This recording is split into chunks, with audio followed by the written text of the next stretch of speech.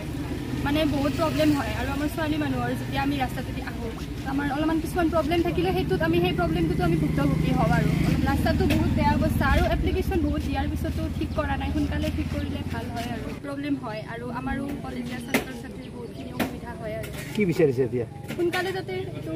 মানে ভাল হয় কৰ্তৃপক্ষ আৰু বিধায়কক আহ্বান জনাওঁ যাতে সোনকালে ৰাস্তাটো নিৰাময় কৰে তাতো মানে এতিয়া যেনেকুৱা লেহেমীয়া পৰিস্থিতিত মানে ৰাস্তাটো বনাই আছে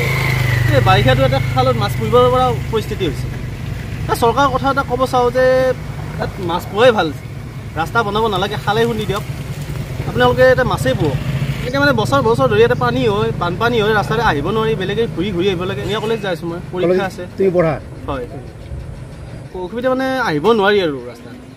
কেতিয়াবা ধৰি লওক ষ্টুডেণ্ট পৰি যায় পৰীক্ষা দিব নোৱাৰে ক্লাছ কৰিব নোৱাৰে মানে পানীৰ ওপৰতে কি কম আৰু হয় বিষয়টো চাওক আৰু স্থানখিনি চাওক আপোনালোকে এই স্থান হৈছে ৰঙিয়া মহাবিদ্যালয়ৰ এই পথ আৰু বিষয়টো হৈছে ৰঙিয়া মহাবিদ্যালয় এতিয়া আপোনালোকে এই বস্তুটো লক্ষ্য কৰক ৰঙিয়া মহাবিদ্যালয়ত শিক্ষা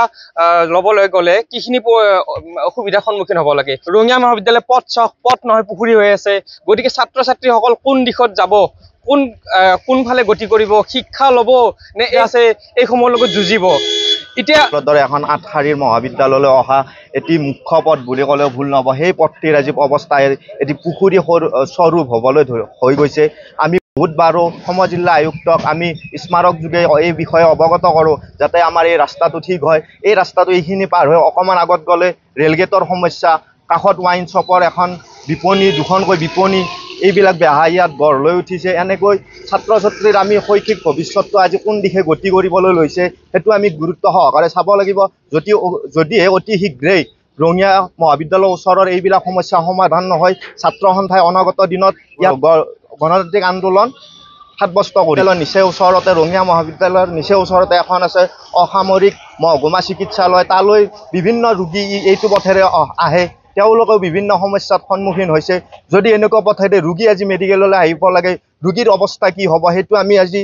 ভাবিব লাগিব আমি সেইটো সমস্যা আমি গুৰুত্বপূৰ্ণভাৱে চাব লাগিব ৰঙিয়া মহাবিদ্যালয়ৰ ছাত্ৰ সমাজৰ এটি প্ৰধান সমস্যা হৈছে ৰঙিয়া হাউচ চকৰ পৰা ৰঙিয়া মহাবিদ্যালয়লৈ যোৱা তথা ৰঙিয়া অসামৰিক চিকিৎসালয়লৈ যোৱা এই পথটিৰ যি জৰাজীৰ্ণ অৱস্থা দীৰ্ঘদিন ধৰি ৰঙিয়া মহাবিদ্যালয়ৰ ছাত্ৰ সমাজে প্ৰতিবাদ সাব্যস্ত কৰি আহিছে বিভিন্ন ধৰণৰ স্মাৰক পত্ৰৰ যোগেদি আমি অসম চৰকাৰৰ দৃষ্টি আকৰ্ষণ কৰিবলৈ বিচাৰিছোঁ কিন্তু আমি ইয়াৰ একো সুফল পোৱা নাই দৈনিক পথটোৰ জৰিয়তে অহা যোৱা কৰে লগতে ৰঙিয়া অসামৰিক চিকিৎসালয় যোৱা দৈনিক ৰোগীয়েও ইয়াৰ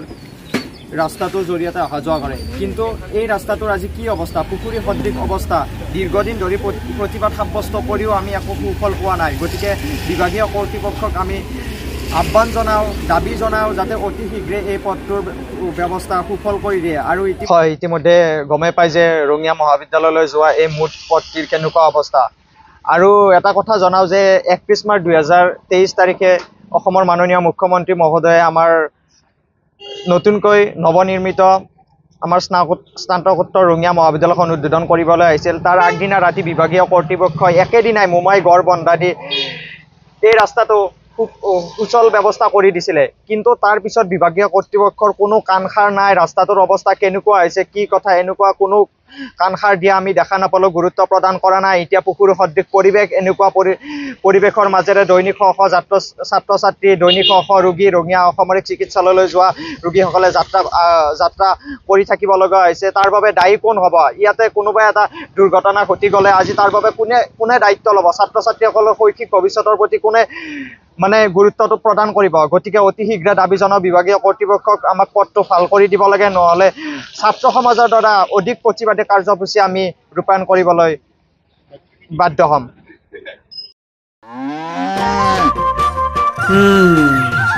মোৰ লক্ষ্মী কেইজনীয়ে ইমান বেছিকৈ গাখীৰ দিয়ে মনটো একেবাৰে ভাল লাগি যায় বিয়মৰ দানা খোৱাৰ পৰা মই বেছিকৈ লাভৱান হৈছোঁ